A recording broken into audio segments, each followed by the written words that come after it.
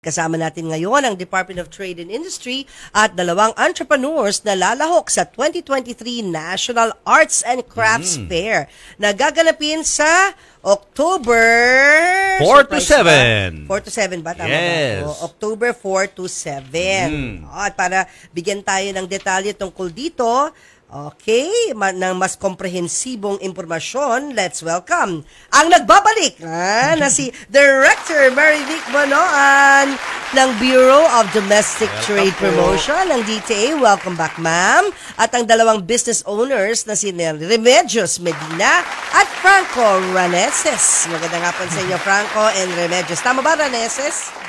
Baka kasi Raneses. Ayan. Okay, Papu. Sige, ma'am, explain niyo po ano po ba itong ating magaganap na event, ma'am? Ay, magandang hapon po, Julius and Good afternoon again. And thank you again for having us. Anytime, at syempre po, pagbabalik nga namin para sa National Arts and Crafts Fair. Ito po yung isa sa mga pangunahing trade event namin na nagaganap yearly na suportado ni Senator Loren Legarda.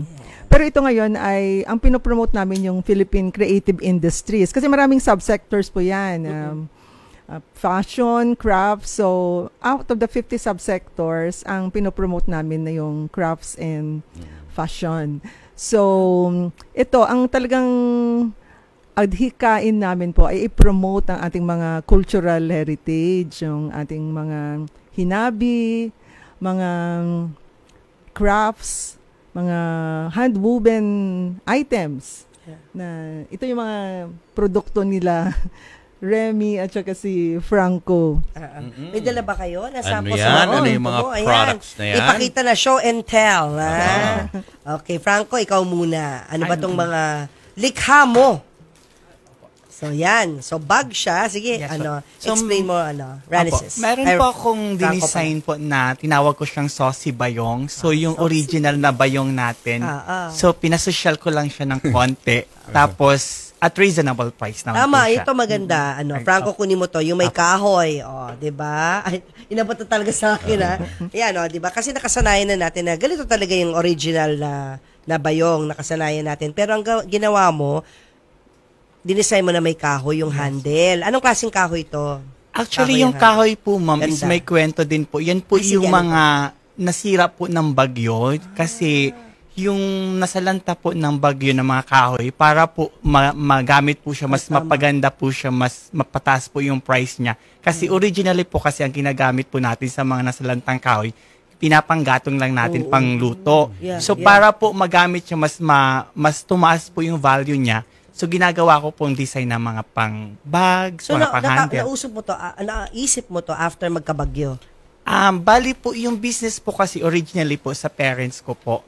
So, siguro nung kabataan ko, yung isip ko siguro gumagana na parang pwede siyang gawin na ganito. Kasi lang, syempre pag bata pa medyo hindi pa ganun kaano kasi wala naman tayong pera o kakayahan para i-produce yun. Siguro nung lumaki na ako at nakapag-graduate na ako, dun ko nailabas yung mga ideas na gusto kong mangyari.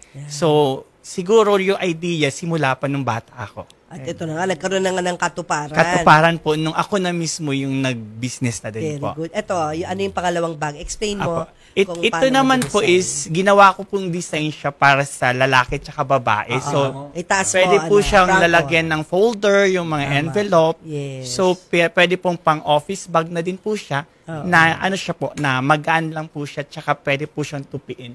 So, kung pan-travel po siya, hindi siya bulky masyado. Kaya pwede po isingit lang po sa bagahe. Pang-regalo na din po ngayong Christmas. Perfect. Gift idea. Yung pangatlo? Ito naman po yung tinawag kong Saucy Bayong. So, yung bayong bag natin, pinasosyal ko lang ng konti, which is 175 pesos lang po siya. Tapos, ang kinagandahan pa po dito sa design ko, pwede kayo magpa-custom-made na print. So, kung may sarili po kayong company name or logo, or kung gusto nyo po yung pangalan ng pagbibigyan nyo, libre po yun. Yes po. Free pa po yun sa 175. Isip ako dyan.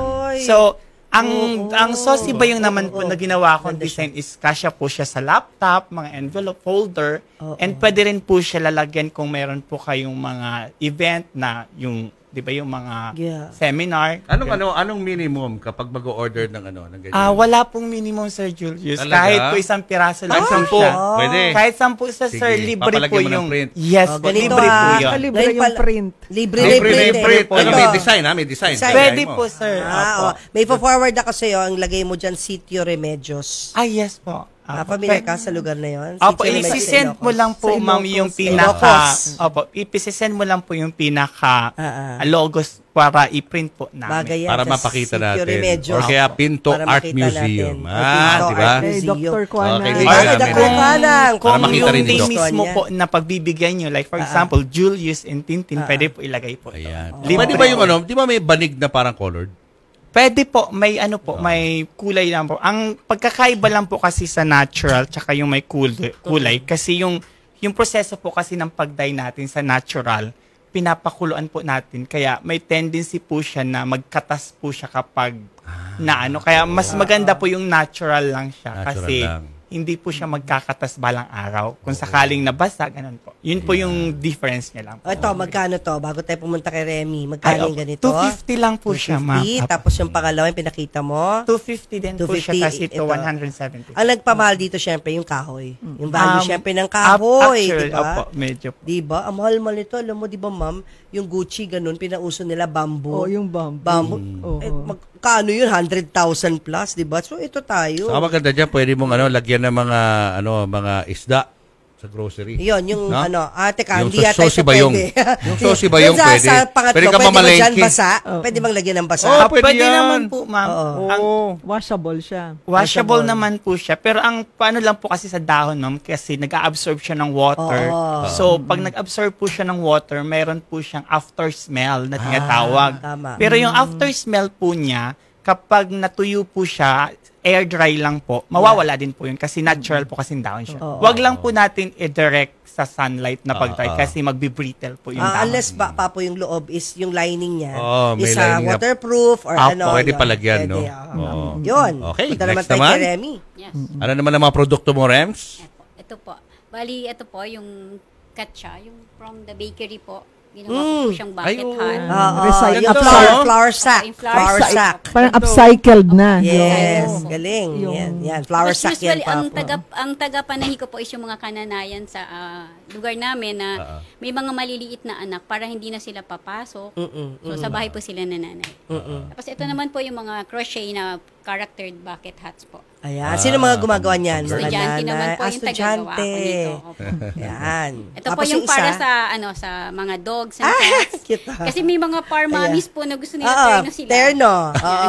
O, yan ang mga fur mommies dyan, ha? O, perfect sa inyo to, katerno. Tapos ito Tapos po ito. yung Apron. bago ko, yung apron po na medyo nilagyan ko po siya ng design ng Maganda, mga may hobby, Opo. oo. Yung Inabel po. Yes. Inabel. Oh, Ganda Ilocano yan. fabric. Pakita Pakita naman natin. yung blouse mo.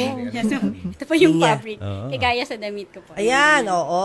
Tayo ka saglit para makita natin yung damit mo, yung palda. Inabel din yan? Yes po. Dito ka sa likod ng upuan. Yan, para may Yan, ganda, di ba? Binibenta mo rin yan doon sa sa shop mo. Bali Hindi. bumili lang po ako dun sa ibang co-exhibitor ko. Tapos yun yung ginamit kong Oo.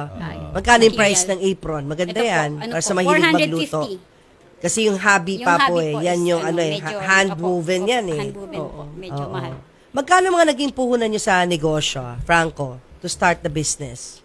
Nag-start po kasi ako, ma'am, nagbarko po kasi ako dati. So, nag-ibang bansa din po ako. Tapos, nung nakaipon po ako, sabi ko, na-realize ko siya nung first contract ko. Sabi ko, pagbalik ko ng Philippines, sabi ko, kahit pala malaki yung sahod sa ibang bansa, pag nandito ka sa Pilipinas na wala kang negosyo, nauubos agad.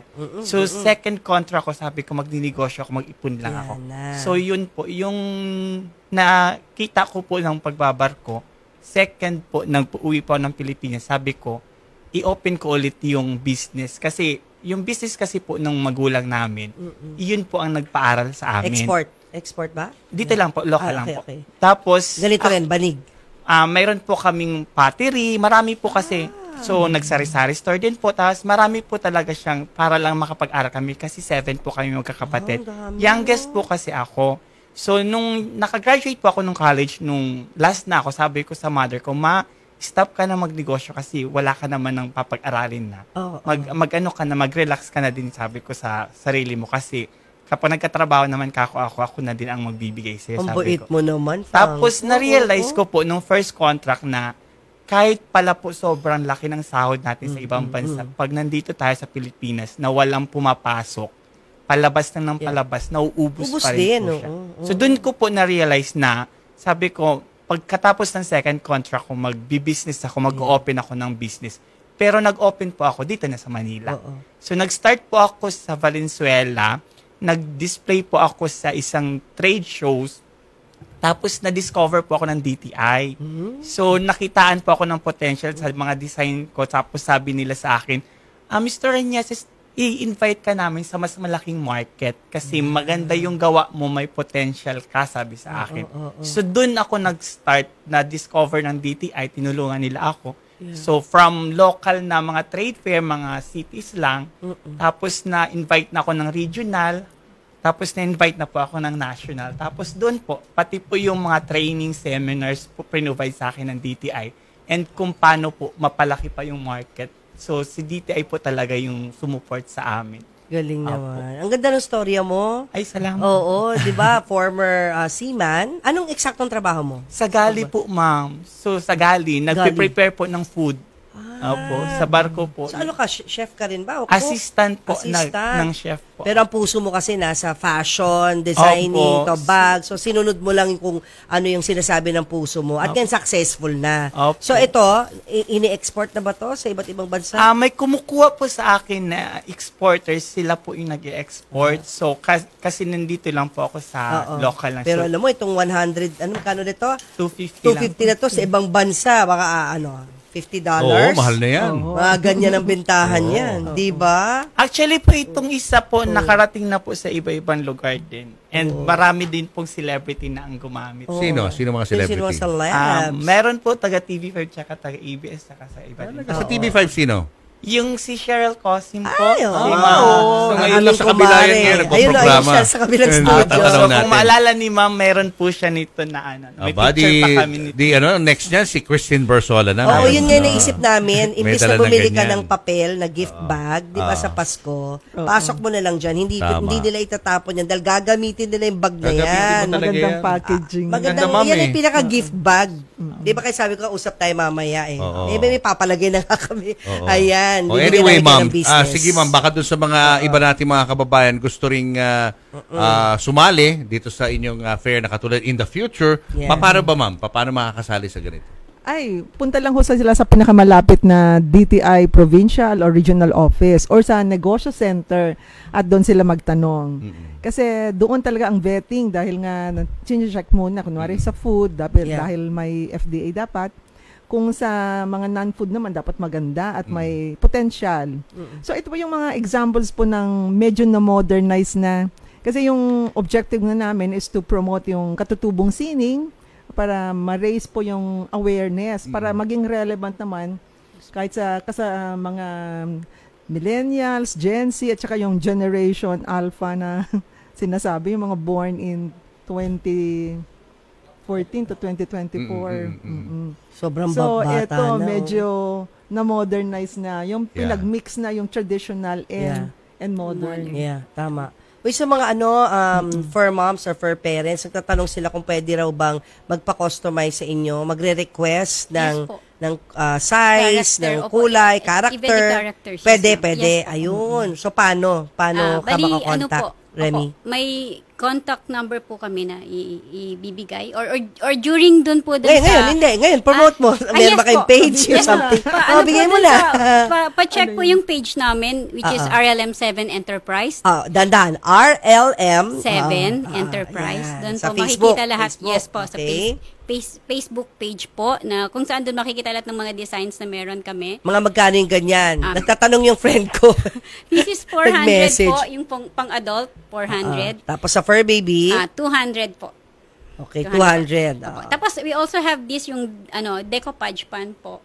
Paano siya? Yung- Decoupage. Decoupage, opo. Decoupage. Actually, ito po, madalas Yeah. po nag-order sa akin ito, pinapadala po sa abroad. Ang ganda nga. French na Opo, French. iba-iba Ayun. yung design So, ano, po. puntahan na lang kayo ha sa Yes October. Ma'am, October 4 to 8 sa SM Mega Mall, Mega Trade Halls. Nasa Building B po kami. So, kita-kita po tayo. Kasi marami rin side events. Makikita nyo talaga yung very authentic na tribes coming from Zamboanga, Tawi-Tawi, from Batanes. Andun talaga, represented yung 17 regions. Makikita nyo talaga yung ating cultural heritage. Yeah. Yan. Oh, thank you so much, Thank you, Mama. Mama. Balik kayo uli, ha? At Oho. congrats Na-excite kami sa lagi Franco sa- and sa- then Bago lagi kami yung mga products na number mo. nakikita. Huwag kayong magsawa sa amin. Thank Oo you, naman, ma'am. anytime Thank you. to support our entrepreneurs.